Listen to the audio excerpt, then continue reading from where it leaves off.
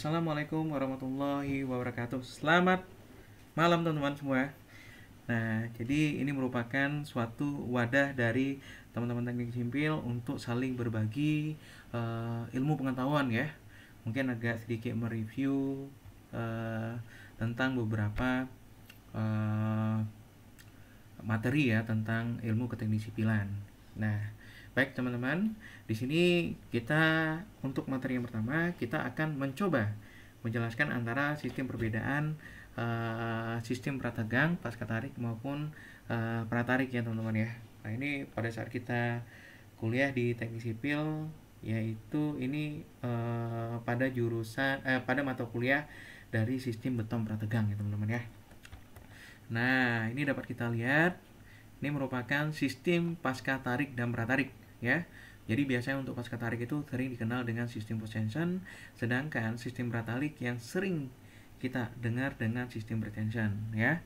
Sebenarnya pasca tarik pretension sama pratarik sama, post tension dengan pasca tarik itu sama saja ya. Nah, ini merupakan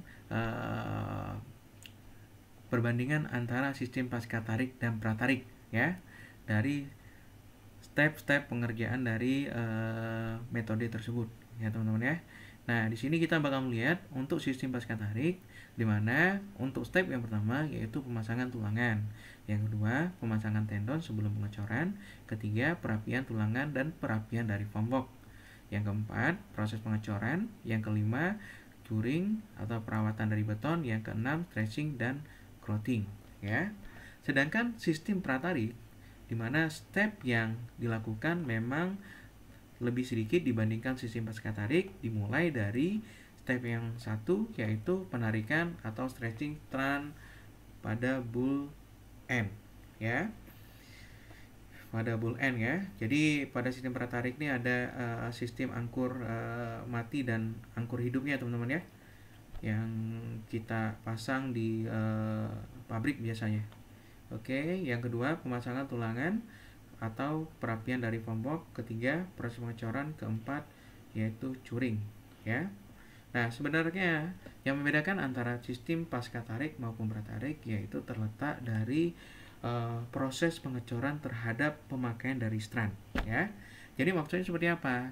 Pada sistem pasca tarik biasanya proses stressing atau strand itu dilakukan sesudah proses pengecoran ya. Tetapi pada sistem pratarik proses pengecoran dilakukan setelah penarikan stressing dilakukan ya teman-teman ya. Jadi udah kelihatan ya ini perbedaan antara pasca tarik maupun pratarik dari sistem beton prategang ya. Nah, ini kita lihat aplikasi dari pasca tarik maupun pratarik pada bangunan pada struktur e-girder ya teman-teman ya, dimana pada e-girder sini ini adanya angkur biasanya pada masing bagian ujung kiri dan kanan dari segmen balok sistem prategang di sini, sedangkan pada pratarik di sini tanpa menggunakan angkur blok pada segmental dari e-girder tersebut ya. Nah, ini merupakan deskripsi perbandingan antara pasca tarik maupun pratarik ya. Adapun perbedaan yang pertama dapat dikerjakan langsung di struktur atau di pabrik ya. Jadi maksudnya pasca tarik bisa dikerjakan di lokasi proyek maupun di lokasi pabrik ya. Sedangkan pratarik ini selalu cenderung dilakukan di pabrik gitu ya teman-teman ya. Karena sistem yang digunakan yaitu adanya angkur hidup dan angkur mati yang terdapat pada pabrik ya, atau lokasi plant-nya gitu ya. Sedangkan yang kedua untuk sistem pasca tarik, tendon dapat disusun melengkung atau yang kita kenal dengan nama drive fit, sedangkan pratarik tendon selalu cenderung lurus ya. Pasca tarik memerlukan ducting dan angkur pada tiap balok ya. Sedangkan pratarik tanpa angkur di balok, angkur hanya digunakan pada ujung strand saja ya. Jadi memang pratarik penggunaan angkurnya lebih sedikit dibandingkan untuk pasca tarik ya teman-teman ya. Nah, sedangkan selanjutnya pengerjaan tersendiri untuk tiap balok. Sedangkan pratarik beberapa balok dapat dikerjakan pada satu kali produksi ya. Jadi penggunaan dari angkur memang lebih sedikit pada sistem pratarik dibandingkan sistem pasca tarik ya teman-teman ya. Nah, ini dapat kita lihat deskripsi sistem dari pratarik dan sistem pada pasca tarik atau post tension. Nah, ini teman-teman untuk proses pengerjaan dari pasca tarik dimulai dari pemasangan tulangan, pemasangan tendon, perapian tulangan dan perapian pompok. Yang keempat, pengecoran. Yang kelima, curing atau perawatan dari beton. Yang keenam, tracing plus grouting ya. Nah, ini dapat kita lihat ini merupakan aplikasi dari pemasangan tendon pada sepanjang bentang dari e-girder ya teman-teman ya. Ini teman-teman dapat lihat di sini ya, ini pada struktur e-girder, ini pada struktur plat ya. Nah, ini bentuk aplikasi lainnya. Ini sama pada struktur e-girder ya. Ini pada struktur building ya. Nah, ini merupakan bentuk dari strand yang dalam bentuk rolan ya. Nah, ini dalam keadaan yang sudah diluruskan ya. Strand yang digunakan. Nah, ini teman-teman dapat dilihat ya, ini proses pengangkuran pada struktur, ini proses pengecoran dari sistem pasca tarik dari beton prategang ya. Nah, ini pasca tarik ya, ini proses penarikan dari stretching ya teman-teman ya. Jadi sebenarnya penarikan dari stretching itu ada dua sistem. Yang pertama ini dengan sistem jacking yang kita kenal dengan multi jack ya teman-teman ya. Jadi maksudnya multi jack itu memang strand secara berkelompok ditarik dalam waktu yang bersamaan ya teman-teman ya.